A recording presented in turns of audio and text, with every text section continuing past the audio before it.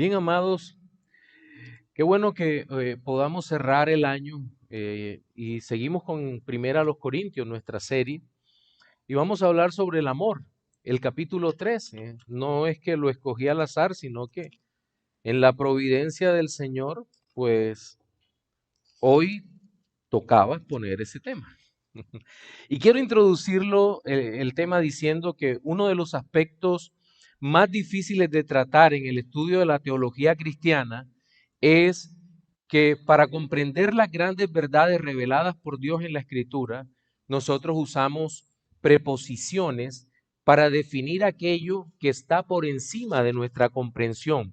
Por ejemplo, nosotros usamos la palabra Trinidad para hablar del modo de subsistencia divina. O también usamos el término encarnación para mencionar el hecho de que la segunda persona de la Trinidad se hizo hombre. Y así tenemos un amplio glosario de términos. Cuando pensamos en Dios es igual, puesto que al no poder definir al ser de Dios, acudimos a dar un listado medianamente exhaustivo de sus perfecciones y ponemos los atributos que el Señor ha revelado uno al lado del otro, y luego para efectos didácticos seguimos dividiendo en partes y decimos que algunos de estos atributos son incomunicables.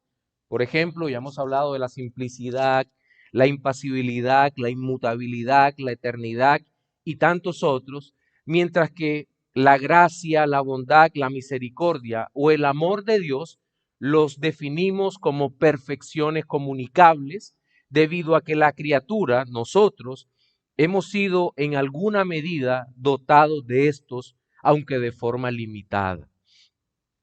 Contrario a lo que pudiéramos creer, tampoco es fácil entender y menos aún definir cada una de estas perfecciones comunicables, puesto que el pecado ha levantado una barrera, tanto moral como espiritual, también intelectual, lo que nos limita en la comprensión de los atributos de Dios, su definición, y entre ellos uno de los que genera mayor dificultad es el amor.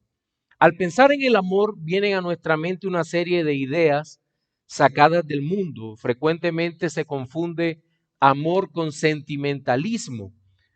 Olvidamos que la Biblia presenta el amor como a Dios mismo, dado que cada atributo es igual al Señor, como en otras ocasiones hemos mencionado. Y permítanme leer, no lo busque, primera de Juan 4 del 7 al 9, que dice: amados, amémonos unos a otros, porque el amor es de Dios.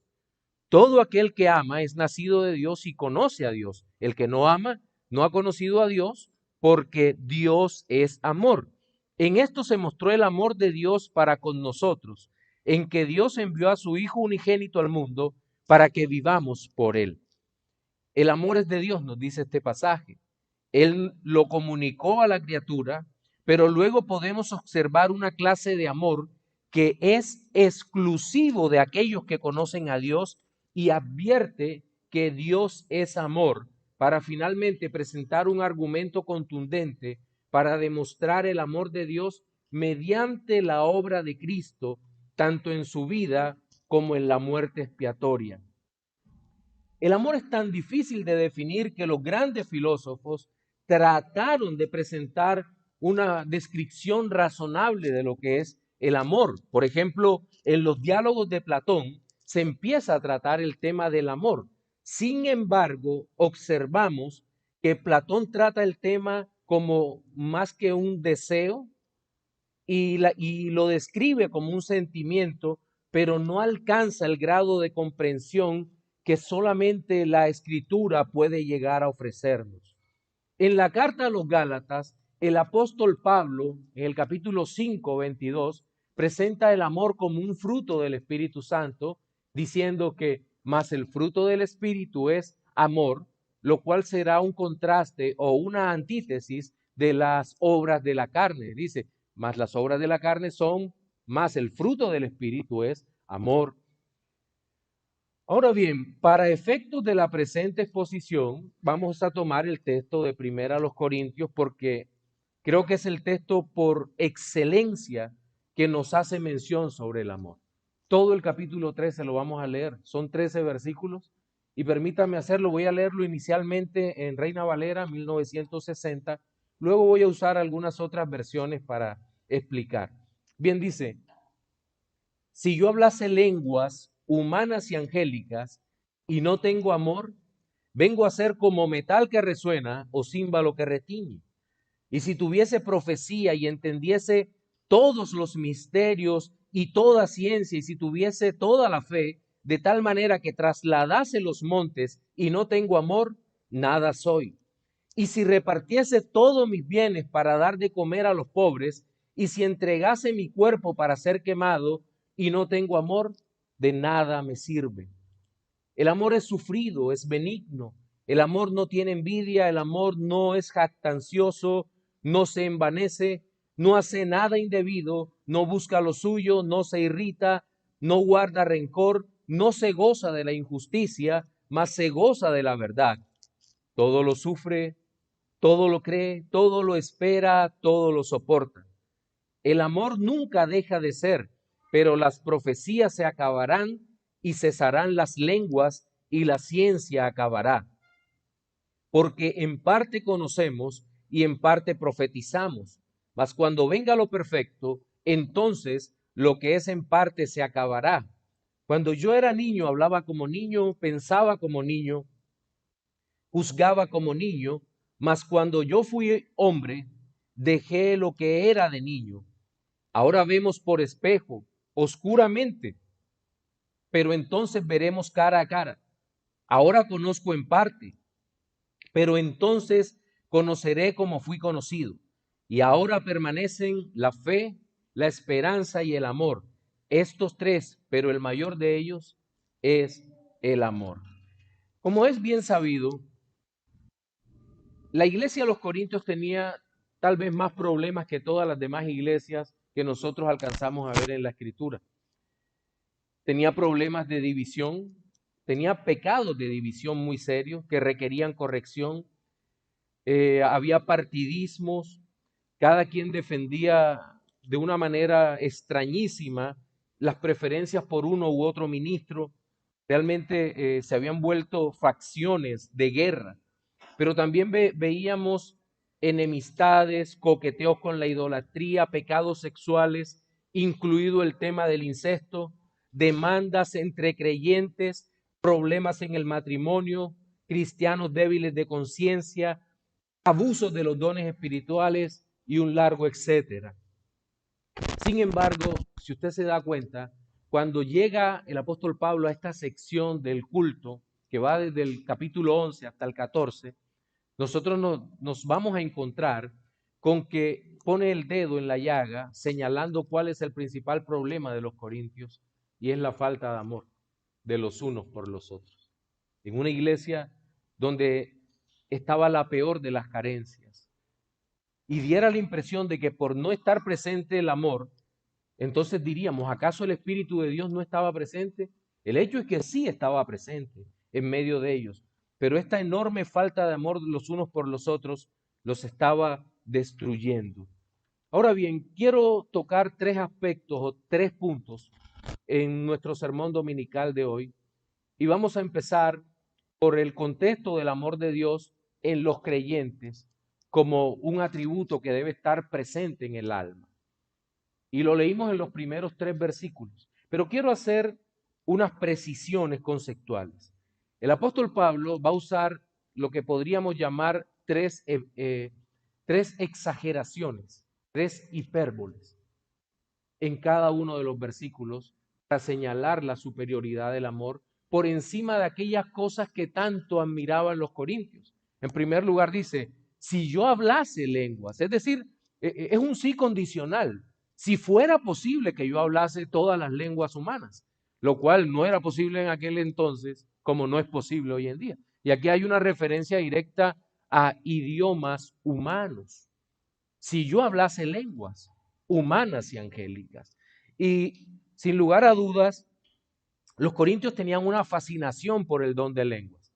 Nosotros podríamos dividir ese don de lenguas en una capacidad de comunicar verdades de parte de Dios unas verdades sobrenaturales dadas por Dios, pero también había una experiencia estática, de lo cual hablaremos en el capítulo 14, cuando lleguemos allá. Disculpen. Pero entonces el apóstol empieza diciendo, si yo fuera capaz de hablar esas lenguas humanas, o tal vez lograr transmitir aquello que Pablo escuchó en los cielos. Usted recuerda que en la segunda carta dice, conozco un hombre, si en el cuerpo no lo sé, fuera del cuerpo no lo sé, que escuchó cosas en el cielo, cosas inefables, las cuales no es dado dar a los hombres. Aún si nosotros trajésemos eso a este contexto, y si fuera posible hablar en lenguaje angelical que nadie conoce, porque siempre que la Biblia aparecieron los ángeles hablaron en lenguajes conocidos, ¿no? Tanto en el Antiguo como en el Nuevo Testamento. Nadie, y el mismo apóstol Juan escuchó hablar a los ángeles y el profeta Isaías o el profeta Ezequiel escucharon en voces entendibles. Pero aún así, dice el apóstol Pablo en este poema, si yo fuera capaz de eso y no tengo amor, vengo a ser como. Y es una comparación interesante porque habla de un metal que resuena o un címbalo que retiñe. Los teólogos hablan aquí de un gong. ¿Sabe lo que es un gong, verdad? Una pieza de metal grandísima al que le pegan fuertísimo como si fuera una campana y suena gong. Sí, pero si eso se suena con mucha frecuencia, no tiene ningún sentido. Igual los címbalos eran para marcar una especie de pauta musical en la alabanza hebrea. Pero ahora imagine, era como un pequeño elemento de cocina, pero no eran de cocina. ¿Por qué hablo de elementos de cocina? Porque la imagen que se me viene a la mente es cuando usted deja caer un caldero en la cocina. ¿Cuál es el sonido que hace? Cualquier cosa, ¿siente? ¿Qué pasó? Se levanta uno corriendo, ¿qué pasó? ¿Qué se cayó? ¿Quién se golpeó? Porque no tiene sentido. Algo malo ocurrió porque se cayó un elemento dentro de la cocina. El apóstol Pablo está diciendo algo como eso, dice, como un metal que resuena, un címbalo que retiñe. Es una vida sin sentido, una vida sin amor. A eso es lo que se está refiriendo. Pero luego dice, hasta ahí hemos hablado del preciado don de lenguas para los corintios, pero ellos también amaban la profecía y la profecía era para entender misterios y luego dice toda ciencia, profundizar en las verdades de Dios y si tuviese toda la fe, lo cual es imposible. Nadie puede tener toda la fe. Dice, y si tuviera fe que moviera las montañas, claramente no es la fe salvadora, sino una fe que se enfocaba en milagros y en este tipo de cosas que en ese momento estaban vigentes o presentes en la iglesia. Y si tuviera toda la fe, de tal manera que trasladara a los montes una persona extraordinaria por sus dones, pero dice, si no tengo amor, no dice soy poca cosa, dice nada soy, como si no existiera, como si la vida realmente no valiera la pena. Y creo que eso puede ocurrir o podía ocurrir en los Corintios, donde había muchos hermanos que tal vez estaban centrados en este tipo de cosas, en la profecía, en entender los misterios, en una sabiduría elevada, pero el corazón no estaba lleno del amor y la gracia de Dios y por lo tanto eran ministerios ineficaces. Y hoy en día puede ocurrir lo mismo. Podemos tener conocimiento, podemos tener tantas cosas, pero si no tenemos amor, nuestros ministerios para los que sirven, nuestros ministerios van a ser realmente ineficaces. No podemos ser conocidos únicamente por cuánto conocimiento podemos llegar a tener, sino por ser hombres de Dios. Y creo que los hombres de Dios debemos ser guiados por el Espíritu y el Espíritu debe poner un espíritu afable en nosotros, lleno de amor, de gentileza hacia los demás. Pero en esta parte me llama la atención también el tercero o la tercera de las hipérboles que el apóstol usa, porque habla de la caridad como un don. Es aquella persona que es generosa y alguno podría decir, y de hecho cuando uno está leyendo el texto dice, ¿qué mayor manifestación del amor de Dios, de su gracia, que aquel que es caritativo, compasivo, que se desborda dando a los demás. Pero pueden haber razones egoístas en nuestra alma para que nosotros realmente demos sin que haya un amor genuino en nuestro corazón. Yo creo que sí. Pensemos en la filantropía. Y voy a poner un ejemplo. Bill Gates cada determinado tiempo da un porcentaje altísimo de su fortuna. Y uno diría, wow, pero qué corazón tan generoso. Y cuando uno empieza a mirar realmente a dónde va el dinero, tú dices, que esto pasa a la fundación. Y la fundación no paga impuestos. Entonces el amor realmente se va viendo como cuestionado por hacia dónde va y cuál es el propósito de la fundación. Ahora, yo no le estoy diciendo que Bill Gates es el anticristo o alguna de esas locuras que andan por ahí. No, no es la idea. Pero a donde quiero llegar es a este punto de que podemos dar a los pobres, dar de comer. Incluso el apóstol habla de entregar mi cuerpo para ser quemado, el sacrificio máximo, el martirio. Y es que alguien podría llegar a dar su vida por convicciones equivocadas. Alguien podría hacerlo. Y le pongo un ejemplo. Los nazis en la Segunda Guerra Mundial daban su vida por una causa diabólica. Daban su vida por el dominio, por lo menos en Europa, de su forma de pensar. No les importaba. Era una causa que no valía la pena y sin embargo ellos daban su vida por eso. Y el apóstol da en el clavo cuando dice, si entregase mi cuerpo para ser quemado, pero no tengo amor, de nada me sirve. Y eso nos lleva a pensar en por qué sacrificamos nuestras vidas. Porque si el sacrificio es para la gloria de Cristo, vale la pena. Pero si es para otra cosa, no vale la pena. No tiene ningún sentido. Es un sacrificio inútil. Entonces, digamos que este es el contexto en el cual nosotros observamos que Dios ha comunicado el amor y todo lo que hacemos para ser considerado una buena obra debería estar lleno del amor hacia Dios. El amor por la gloria de Dios debería superar cada uno de nuestros pensamientos. Debería estar en el fondo mismo de nuestras acciones y de nuestras motivaciones. El gran Jonathan Edwards en El amor y sus frutos plantea en diferentes lugares del libro la misma idea. El vivir para la gloria de Dios y el hacer todo para la gloria de Dios implica estar motivado por el amor hacia Dios. Bien, entonces digamos que hasta aquí nosotros podemos ver esta primera parte. Ahora, el amor es una señal inequívoca del nuevo nacimiento y de lo que Dios ha hecho en el corazón del creyente.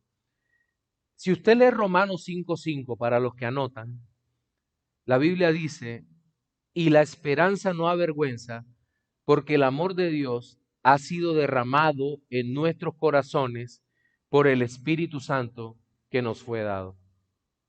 El amor ha sido derramado en nuestros corazones por el Espíritu Santo que nos fue dado.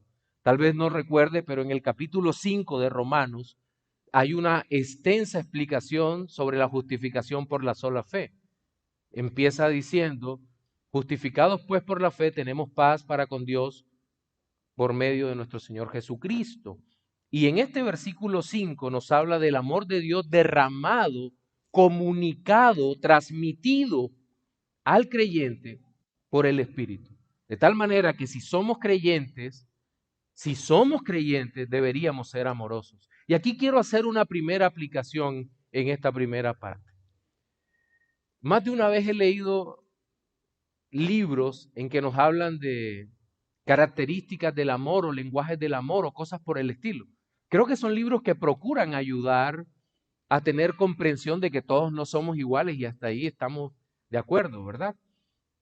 Lo que no estoy de acuerdo, y voy a reñir con esto, es que una persona que se diga creyente no manifieste ningún afecto hacia los demás. Sea una persona tan seca, una persona tan alejada, tan poco gentil de los demás, que no se vea fruto, y cuando sea confrontada la persona, simplemente responda, es que yo soy así. Y creo que eso no puede ser. Porque el amor realmente, si el amor de Dios ha sido derramado en nuestros corazones, en nuestras almas, creo que estamos llamados a tener una actitud amorosa para con los demás. Vuestra gentileza sea conocida por todos los hombres. Estamos llamados a eso.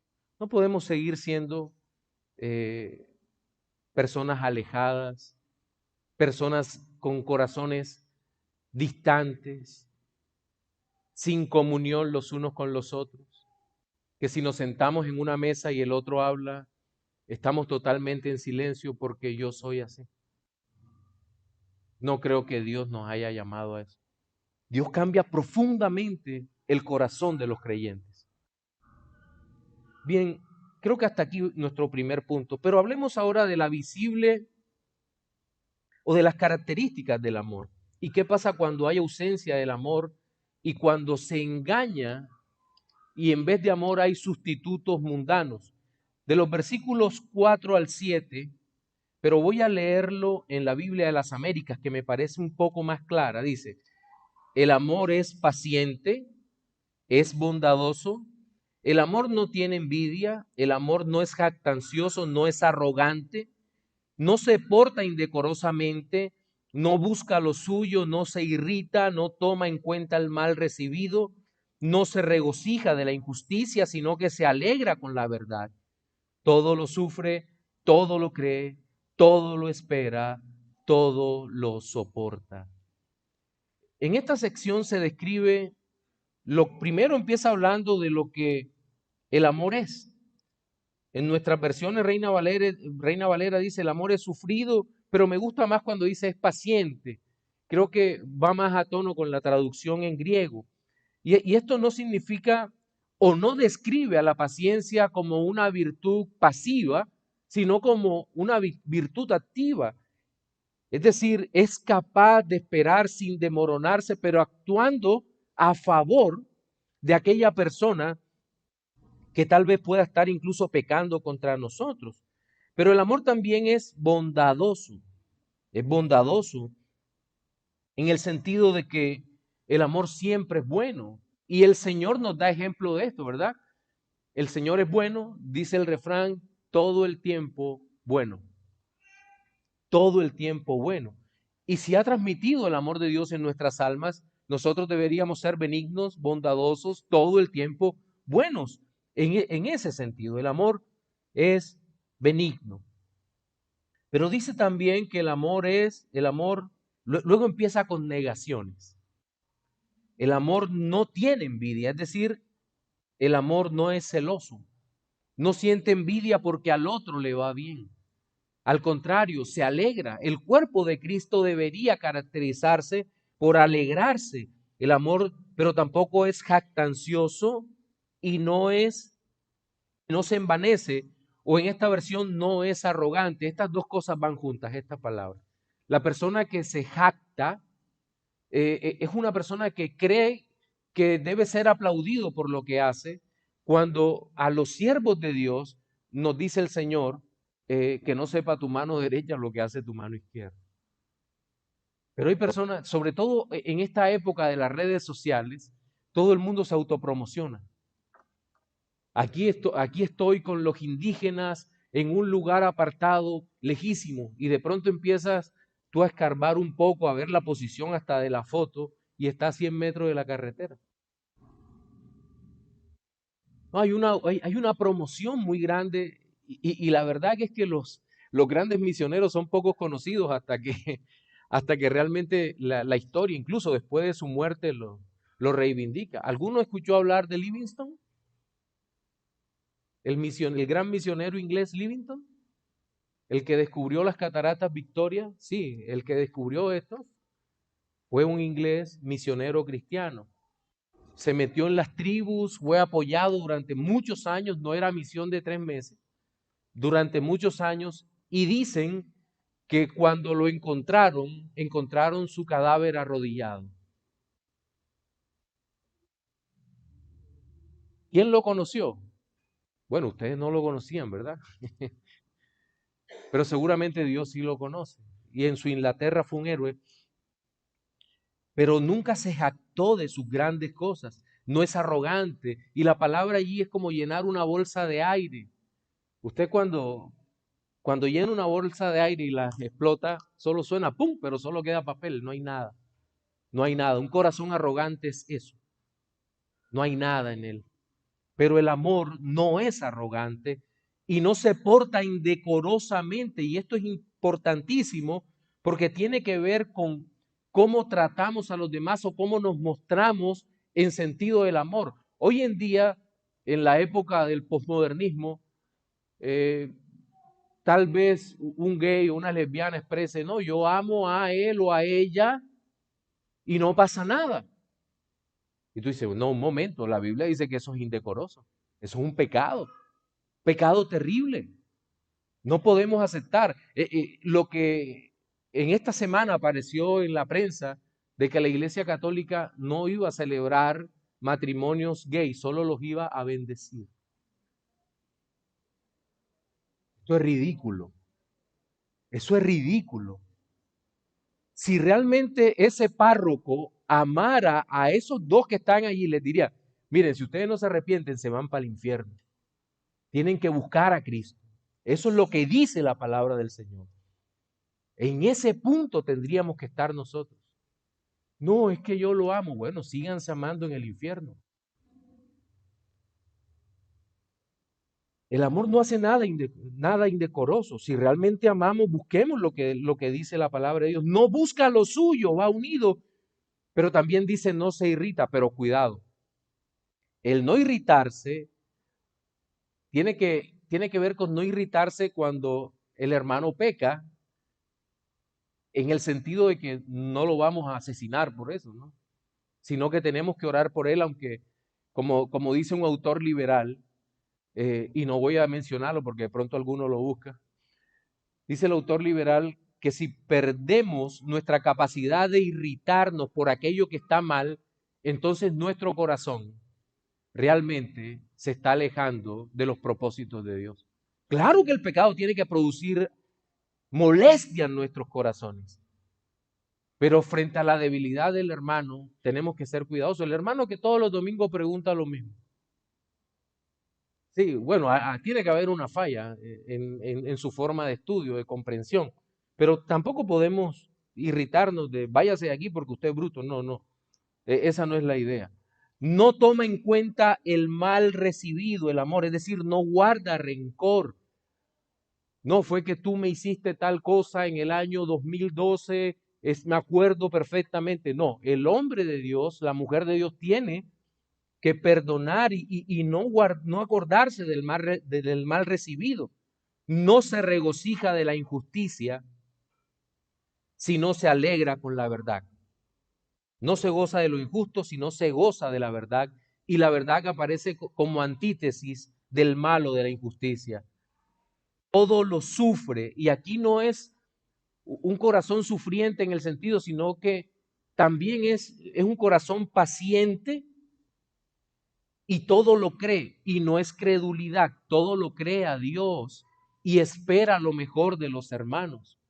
Una crítica muy común es, de pronto dentro de algunos, es que, ¿por qué perdonan tanto a esta persona?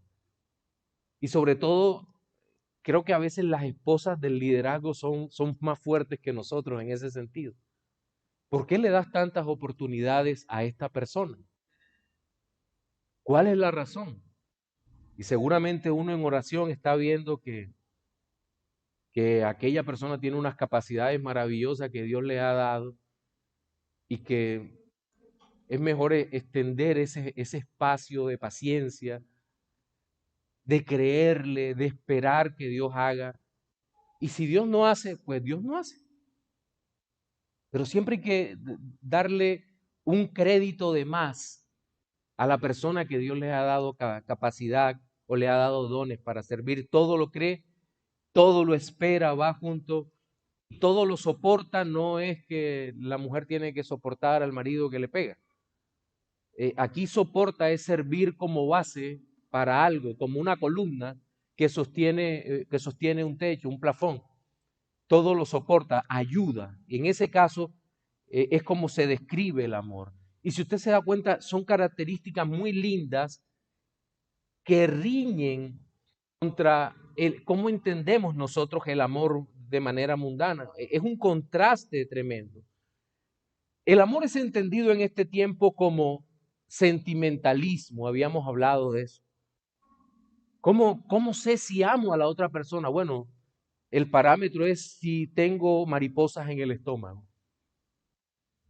Si no dejo de pensar en ella o en él toda la noche, es porque lo amo. Como aquella confusa canción de Rosette, que la traducción debe decir algo así como, no sé si es amor, pero debe ser amor, porque, porque lo parece. No sé si es amor, pero lo parece. Ay, qué linda la letra de Rosette. Basura. Claro que tiene un ritmo único, no le va a decir. Pero el sentimentalismo, el sentimentalismo es eso. ¿Qué es el amor? No sé, pero pensamiento mágico. ¿Has encontrado el amor? No, pero cuando lo halles sabré qué es eso. ¿Y te has enamorado alguna vez? Solo 17 veces. Me he enamorado de manera verdadera. Eso es lo desechable del amor. Pero el sentimentalismo no es la única parte, sino que el amor se confunde con el erotismo y lleva a la persona a hacer cosas indebidas o indecorosas. Pero el amor humano también es idólatra, porque la persona amada o el objeto del amor se vuelve el ídolo. Otra canción, sí, lo dejaría todo porque te quedaras. Mi credo, no sé qué, y mi religión. Wow, esto sí es amor, claro, eres un idólatra. Eres un idólatra, efectivamente. El amor mundano no es capaz de hacer un sacrificio genuino por el otro. Es totalmente incapaz. Generalmente hay un interés oculto en el amor humano. El amor humano no persigue los propósitos divinos. Y el discurso actual para encajar el amor humano con el amor de Dios es algo así como, si ese amor te da paz, entonces es de Dios, lo cual es falso. No, mis hermanos, el amor de Dios tiene todas las características de lo que hablamos al inicio, de lo que hablamos. Nosotros vemos cómo un niño ama a su mamá, aunque su mamá tal vez no sea la más afectuosa con él o con ella, pero es mami o papi. El amor, el amor de Dios por nosotros no depende de cuán brillantes, cuán ágiles, cuán hermosos seamos, sino que Él nos amó, dice la Escritura, desde antes de la fundación del mundo. ¿Cómo sí que nos amó antes de la fundación del mundo si no existíamos? Eso es lo que dice la Escritura. Eso es. Decretó amarnos desde antes de la fundación del mundo. A Jacob amé. ¿Eso no lo maravilla? A veces nos quedamos solamente en la segunda parte del versículo. A Esaú aborrecí. ¿Cómo es posible que lo haya aborrecido si no ha hecho nada? Creo que el pastor Odu explicó eso muy bien ahora. Pero a mí me maravilla el hecho que diga a Jacob amé. Spurgeon decía, gracias Señor por haberme amado desde antes de la fundación del mundo. Porque si me hubieras visto ahora, no me hubieras amado. Pero el amor es tan maravilloso que siendo de Dios y siendo comunicado a los creyentes, el amor permanecerá porque es eterno, porque es Dios. Dios es amor. Dios es amor. A partir del versículo 8 dice, voy a leerlo nuevamente en Biblia de las Américas, dice, el amor nunca deja de ser, pero si hay dones de profecía, se acabarán. Y si hay lenguas, cesarán. Y si hay conocimiento, se acabará. Porque en parte conocemos y en parte profetizamos. Pero cuando venga lo perfecto, lo incompleto se acabará. Cuando yo era niño, hablaba como niño, pensaba como niño, razonaba como niño, pero cuando llegué a ser hombre, dejé las cosas de niño, porque ahora vemos por un espejo verdaderamente, pero entonces veremos cara a cara. Ahora conozco en parte, pero entonces conoceré plenamente como he sido conocido. Y ahora permanecen la fe, la esperanza y el amor, estos tres, pero el mayor de ellos es el amor. El amor nunca deja de ser, es la declaración más hermosa en todo este poema que el apóstol Pablo escribe. Nunca deja de ser porque es de Dios. Dios nos ha dado algo eterno. En Cristo Jesús ha llenado nuestros corazones con su Espíritu Santo del amor de Dios. Los corintios no habían entendido esta realidad del amor y cómo tenían que amarse como iglesia. Estaban más atentos de las lenguas. Y el apóstol Pablo aquí le dice, pero si hay dones de profecía, se acabarán. Y la palabra en griego es categórica sobre la terminación del don este de profecía, del cual hablaremos con mayor extensión en el capítulo 14. Y si hay lenguas, cesarán. Y, y si hay conocimiento, ciencia se acabará. Y quiero que vea cómo termina ese pasaje, ese versículo, con un punto. Es decir, el apóstol está anunciando que esto tendría un final, que estos dones se acabarían. No dice cuándo, pero dice que todo esto cesaría. ¿Por qué? Bueno, creo que si nosotros pensamos en que la profecía es un don temporal, porque hasta que algo mayor que la profecía llegara, un punto de referencia fijo que no requería que los apóstoles estuvieran vivos, la profecía continuaría solo hasta ese momento. ¿Por qué? Recuerden cómo el apóstol Pablo cierra el capítulo anterior. ¿Hablan todos en lengua? ¿Son todos profetas? ¿Son todos apóstoles? Y la respuesta es no. Es decir, iba a existir un momento de la historia en donde se acabarían la profecía. Las lenguas cesarían.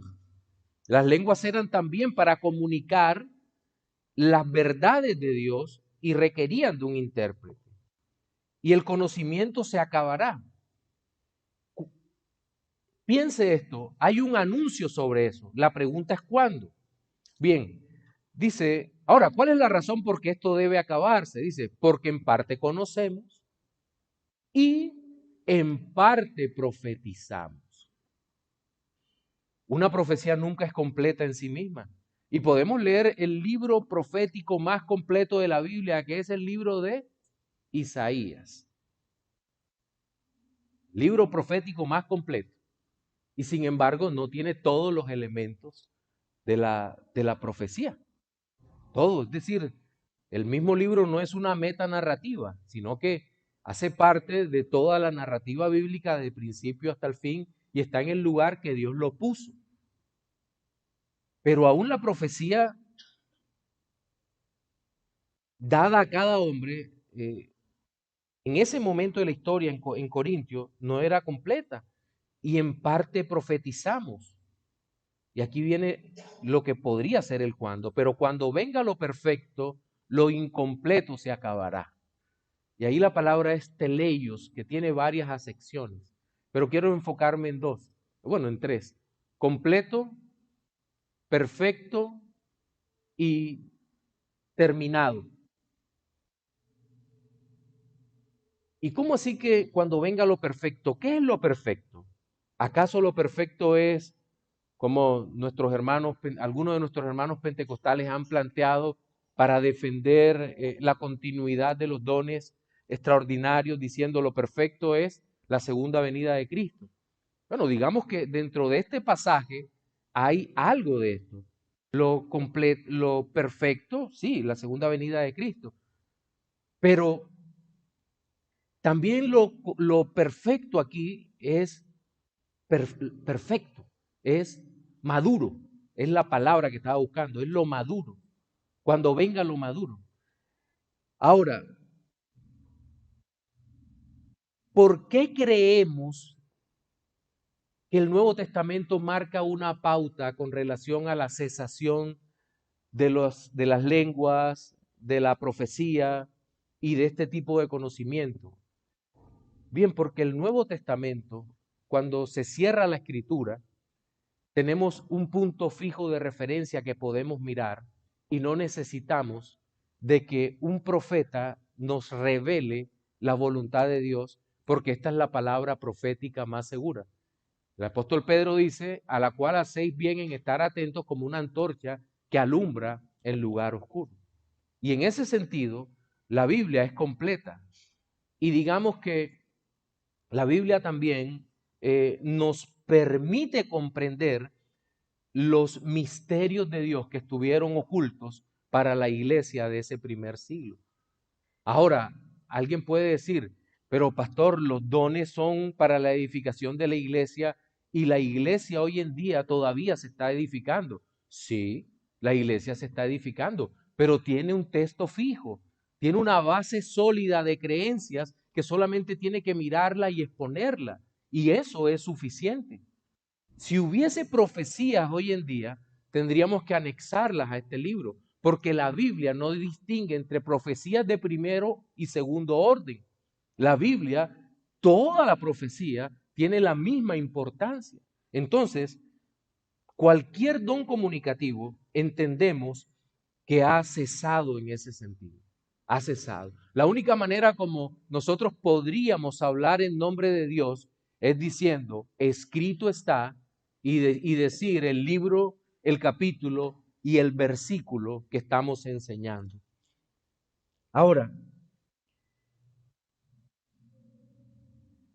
recuerde también algo antes de que se me olvide.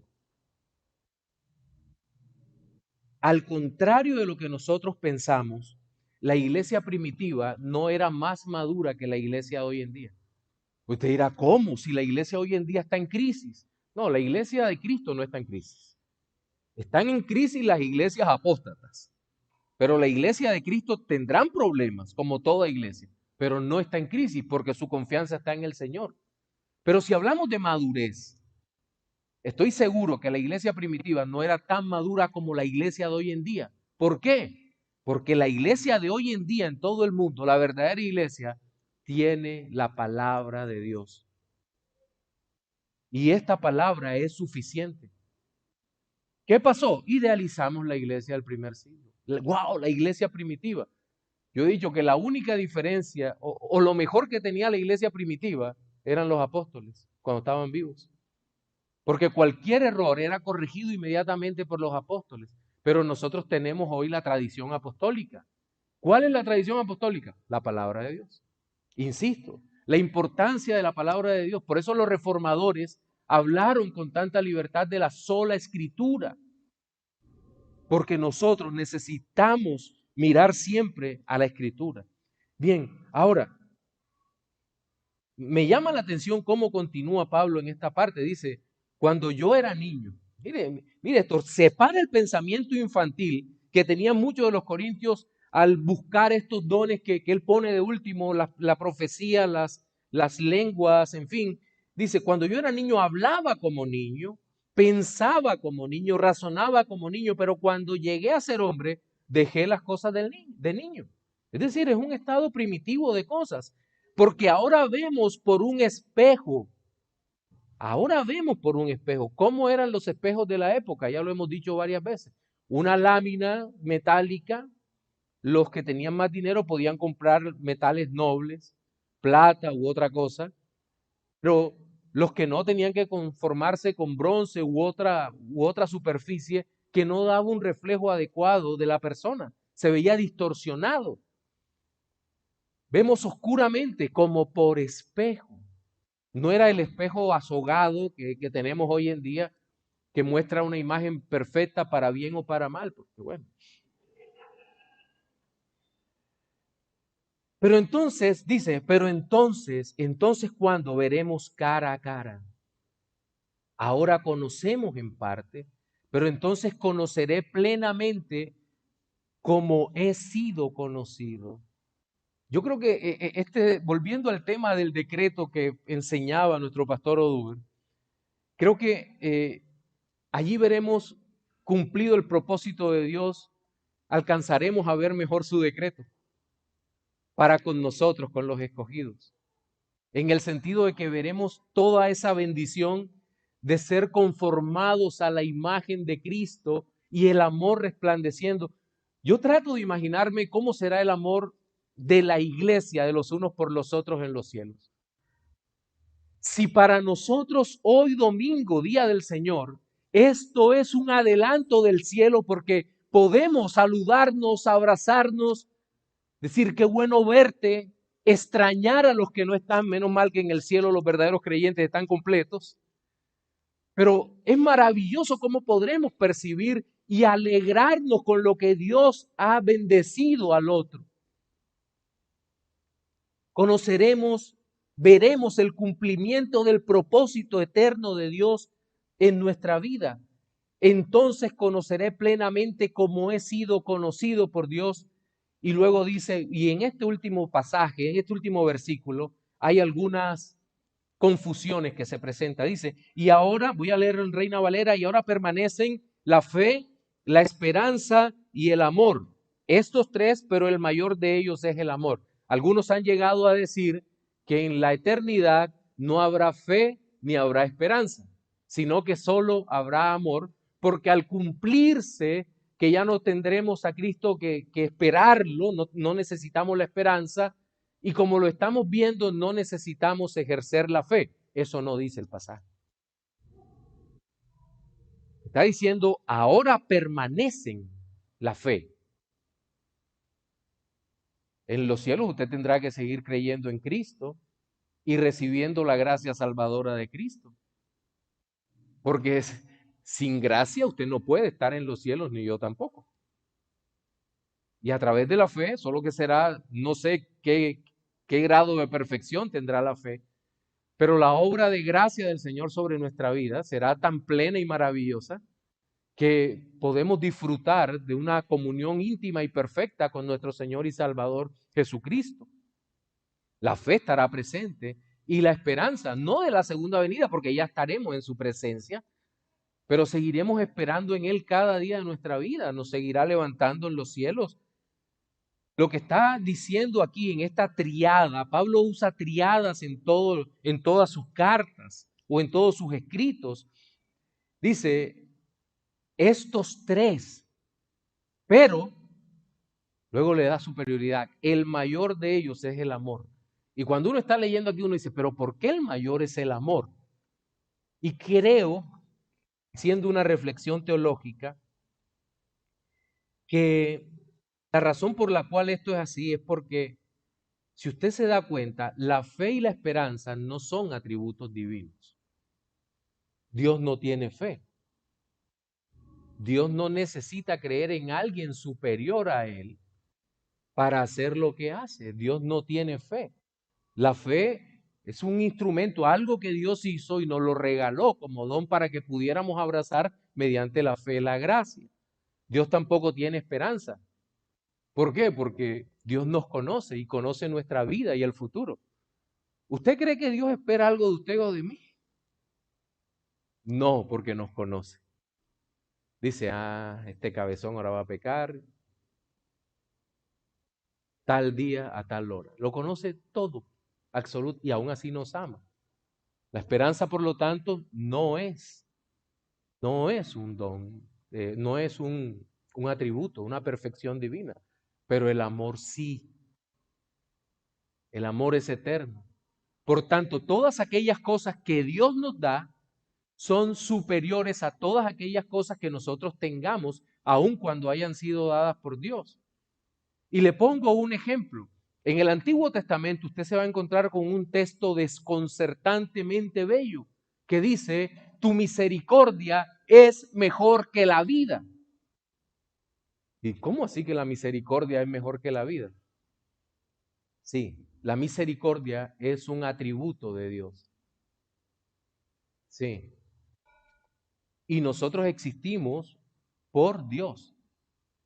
Pero esa misericordia que Dios derrama en nuestra vida es mayor que nuestra propia vida.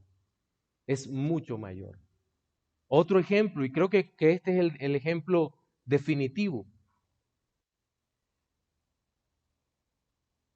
¿En dónde vemos la superioridad del amor de Dios? En la obra de Cristo. Porque fuimos comprados por precio de la sangre de Cristo. Ahí vemos el amor de Dios, en que nos dio a su Hijo.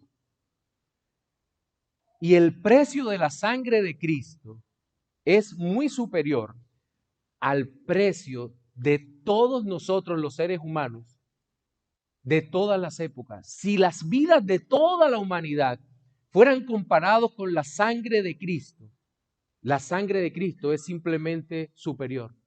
Por lo tanto, digamos que el Señor nos compró por mucho más valor que aquel valor que teníamos. Y ahí vemos el amor de Dios, la gracia de Dios derramada en nuestros corazones. Un profundo amor que nosotros alcanzaremos a comprender un poco mejor solo cuando nuestro Señor Jesucristo regrese y nos lleve con Él. Solamente en ese momento. Quiero cerrar con un par de reflexiones finales, un par de aplicaciones finales. Y es que una de las características más acentuadas de nuestra sociedad actual es que se quejan por la falta de amor. Y es la excusa más común en las consultas psicológicas o psiquiátricas para decirle a la persona o para justificar una actitud o un carácter no tratado. ¿Qué pasó? El papá no lo amó, la mamá no lo amó, la familia no lo amó, tenía problemas, conflictos. Y todo el tiempo vemos a la generación de cristal reclamando que no fue amada. No recibí amor, es que no me aman, es que no me quieren. En fin. Pero el hecho es que, aun si eso fuera cierto, no hay en el mundo una solución adecuada para eso. El mundo no tiene una respuesta para eso. Jamás, si tú no eres creyente, jamás vas a poder llenar tu corazón con nada del mundo. El amor del mundo no sirve, es basura. Puedes reclamarle 10,000 veces a tu padre, a tu madre que no te amó, que te dejó, bla, bla, bla. No pasa nada. Nunca te van a poder dar el amor. El esposo que no siente el amor de su esposa le puede reclamar. Sí puede haber cambios, pero no va a llenar el corazón.